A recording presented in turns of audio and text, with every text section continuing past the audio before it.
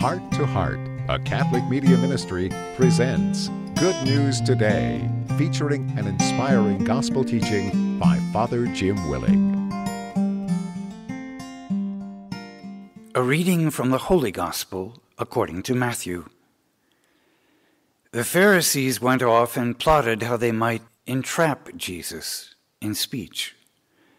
They sent their disciples to him with the Herodians, saying, "Teacher, we know that you are a truthful man, and that you teach the way of God in accordance with the truth. And you are not concerned with anyone's opinion, for you do not regard a person's status. Tell us, then, what is your opinion? Is it lawful to pay the census tax to Caesar, or not?" Knowing their malice, Jesus said, "Why are you testing me, you hypocrites? Show me the coin that pays the census tax." Then they handed him the Roman coin. He said to them, "Whose image is this, and whose inscription?" They replied, "Caesar's." At that he said to them, "Then repay to Caesar what belongs to Caesar, and to God what belongs to God." The Gospel of the Lord. So what does it mean to give to Caesar what is Caesar's? Well, of course, I like to talk about that. Someone once said there are two things that you cannot avoid in life: death and taxes. I'd like to add a third. There are three inevitable realities: death, taxes, and dealing with difficult people. And that's what Jesus is really dealing with here. Talking about taxes, he's really dealing with difficult people. There's a wonderful lesson for us today. The gospel begins with Matthew setting the stage like a wonderful writer and almost playwright. He tells us that the Pharisees went off and began to plot how they might trap Jesus in speech. Matthew wants us to understand from the start the evil intention of the question, the source of where it's coming from. It wasn't about their sincere searching for wisdom or truth, but rather searching for a trap for Jesus. And so we're told then, as the story or the plot unfolds, that they sent their disciples accompanied by Herodian sympathizers. Now, this is an odd linking of two groups of people. The Pharisees, you might know, are a religious group of people who were very interested in upholding the Torah, the first 5 books of the Bible, the law of the Lord. On the other hand, the Herodians were a political group of people interested in supporting the reign of Herod Antipas in Galilee, who was in jurisdiction by the power of Rome. So these are two groups on opposite poles of this tax.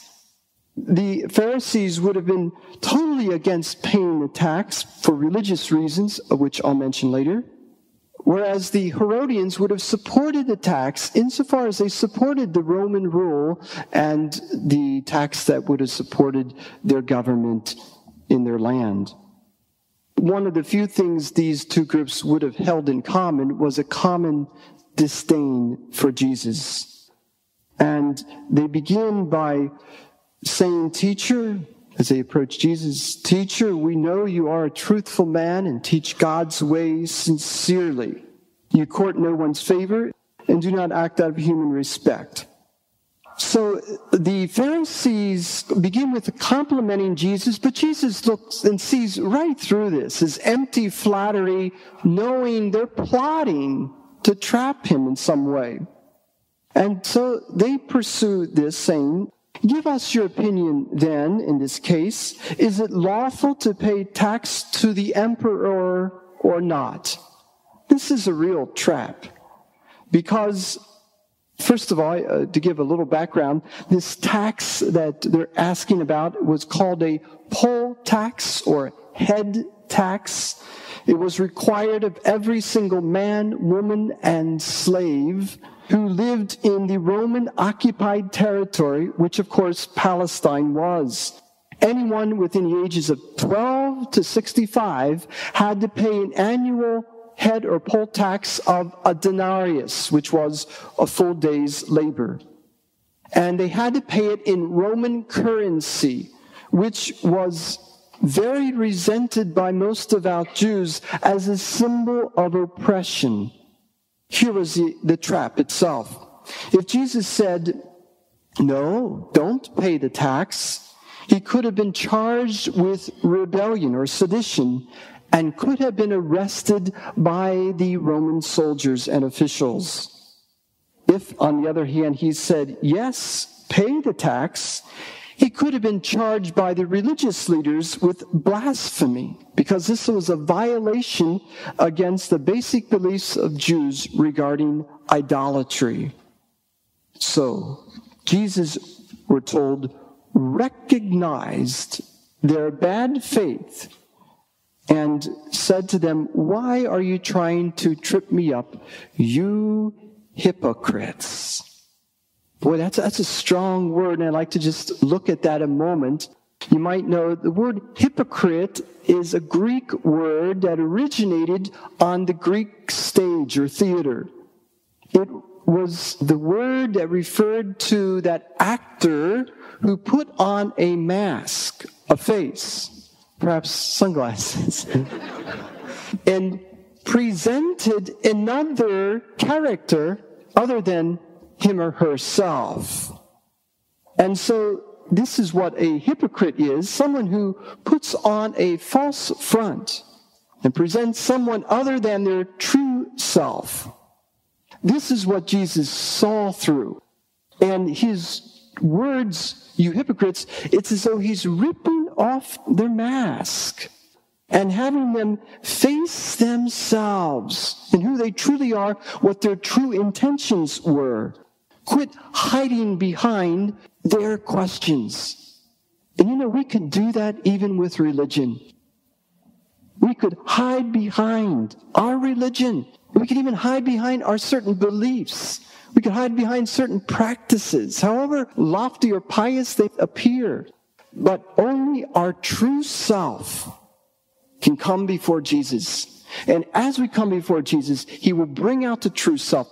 Thomas Merton once said, the greatest enemy of the spiritual life is illusions. That false sense of God, that false sense of self. And so Jesus wants to tear apart, break through to that inner person that is always human and humble. And this is what he's trying to break through with these characters, these actors, the Pharisees and Herodians. So Jesus does this in the most ingenious way. He says, show me the coin used for the tax. And then they handed him a small Roman coin.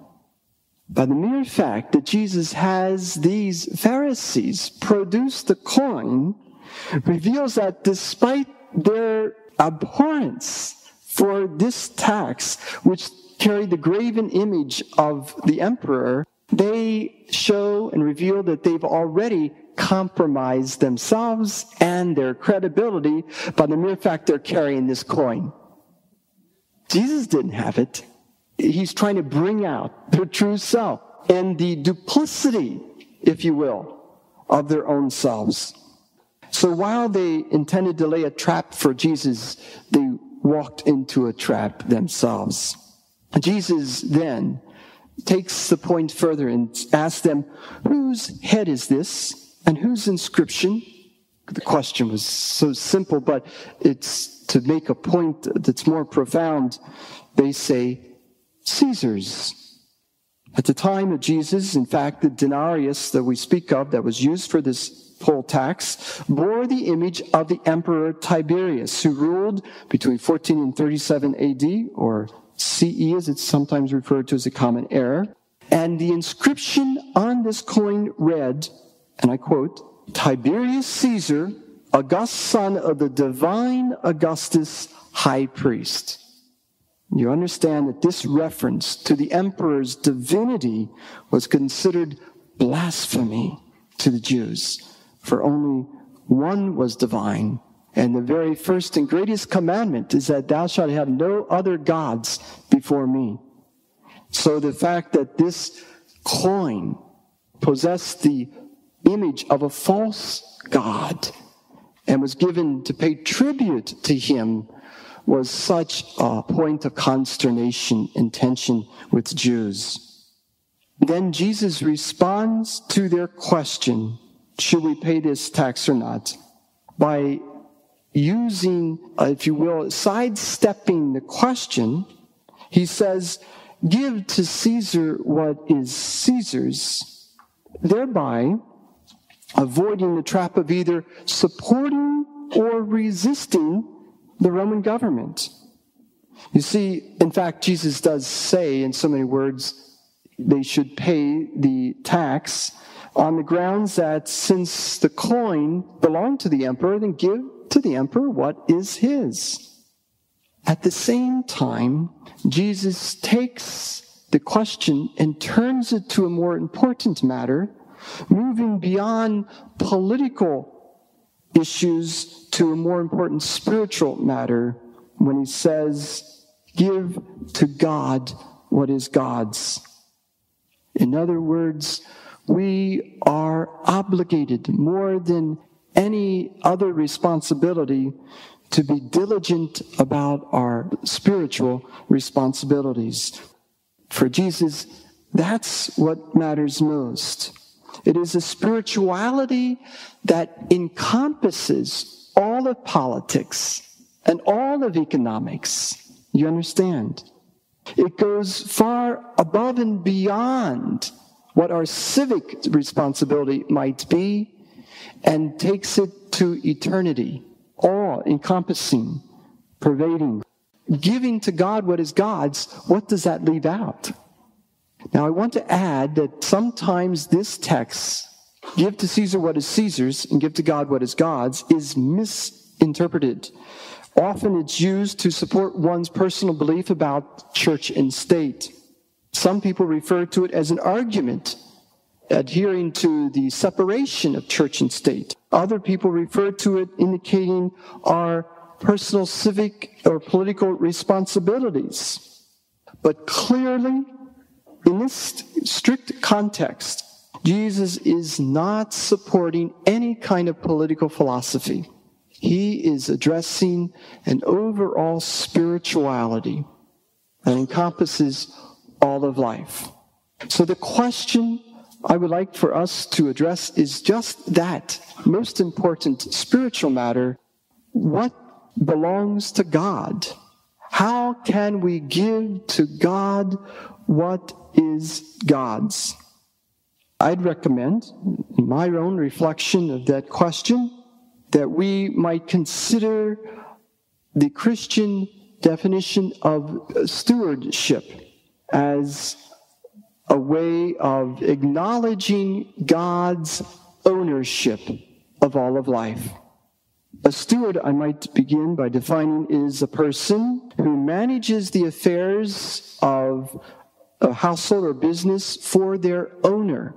So a Christian steward recognizes God is the owner of all that we are and all that we have. We could even say in the same image of a coin, we all have stamped on each one of us the image of our Creator, insofar as we've been created in His image and likeness, and therefore belong entirely to Him. Our life is not ours alone. It is, as Christian stewardship would remind us, all is given to us, as it were, on loan, to use, to manage, to develop, in order to give over to God what is God's. So how can we see all that we are and all that we have in terms of Christian stewardship, or giving to God what is God's? I'd like to give a little history of how Jesus and his Jewish people saw this very, very important point of spirituality. Israel recognized God's ownership and practiced stewardship by giving to God the first fruits of their harvest or the first and best lamb of their flock. Once they worked beyond the herding of the sheep or cultivating the land into other jobs in labor, then they developed the great tradition of tithing, in which they gave to God 10% of their income off the top. They gave to God their first and their best, not just the leftovers. I like to take that word leftovers because many of us so often serve God leftovers. Insofar as we give to God what's left over in our day, in our time, with our schedule. After we've done everything we thought we have needed to do or wanted to do, then we give God some of our leftover time and energy. We give to God oftentimes what is left over once we've spent what's in our wallet or purse on paying all the bills and doing all the things or buying all the things that we wanted. And I would recommend, rather than give to God leftovers, we should give everything over to Him and see how God goes over in allocating, budgeting, if you will, all of these areas of our life. Let me give this example to help bring the point home. It was a time when I was at St. Clair's Church in College Hill, and we were looking at the question of stewardship, and I was very impressed with our neighboring parish of the College Hill Presbyterian Church. So I went next door to our brothers and spoke to their business manager, and he taught me a lesson I have never forgotten. He said, so many of us are asking the wrong question. We should not ask myself how much of my time or my money do I give to God. Rather, the question to be raised is how much of God's time and God's money should I give to Him, to my family, to my responsibilities, in all that God has given to me. Clearly, giving to our families is a primary way of giving to God. Giving to others that we're responsible for is a way of giving to God. But that we allow God to lead the way and not to presume too much. My suggestion for asking and addressing this difficult question of giving to God what is God's, it's easy, as I say, to give to Caesar what's Caesar's because the IRS is going to come around and tell us what we owe them. But God doesn't, except if we're listening. My suggestion is, in the biblical tradition, we are invited, like the chosen people of old, to tithe all that we are, giving 10% of our time, which usually is far more precious than money for many of us, our treasure and our talent, all that we are, all that we have. How do we give to God 10% of all that we have and all that we are? I think it's very difficult to tithe. But it is a way of not taking off the bottom, but taking off the top, the first fruits, not the last leftovers. And I would suggest this little exercise. I would guess that most of us will never write a book about ourselves, except for our checkbook and our appointment book. And if you look into these books, they reveal an awful lot about ourselves. Let's first take our checkbook. Imagine this. I recommend it to you. Opening your checkbook, looking at your reserve, your income, and asking God to help you to budget your money according to His wisdom and given your responsibilities in life. Imagine even, as that is like a pie, different pieces, there's only so much to go around. Imagine then giving to God a blank check and asking Him to fill in the amount that He would want you to give to your parish church, to your favorite charity. Imagine what would happen. Can you imagine people doing that? A good guide, what I believe the Lord has led me and many others to try to do, is to give 5% of your income to your church, family, community, and 5% of your income to your favorite charity. And I called you to more than contributions. I called you to commitment, to giving to God where you believe God is calling you to give. For many of us, it's first to get ourselves out of debt. I was alarmed when somebody who is familiar with banking said how many people today are in debt. It was something like half the people. I'm not talking about just mortgage debt, but I'm talking primarily credit card debt. It's enormous. And that, would God want us there? Have we overspent our budget? I believe God's calling us to a simpler lifestyle. Or as you've heard it said, live more simply that others could simply live. And our government is the worst example. We so overspend. We don't have it to spend. And so I think lots of things would be called into question when we hand over our finances and ask God to be our financial advisor.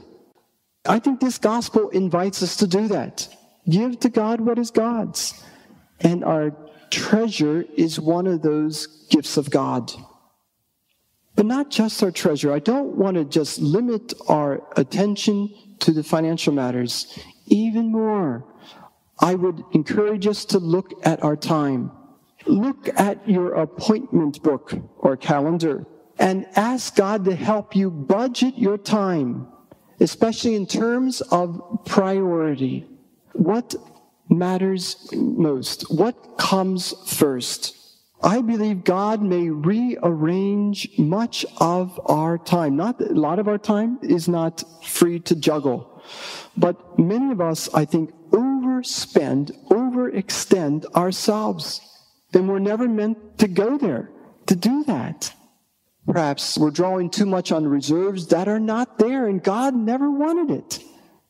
We have to be very prudential, if you will, about how God is advising us to allocate our time and energy, giving to our family, quality time, and to ourselves.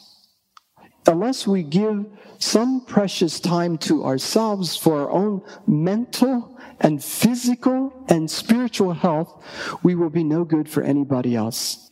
And I commit this error. I sat yesterday, because I was falling a little behind in this presentation, I gave up time of going to exercise.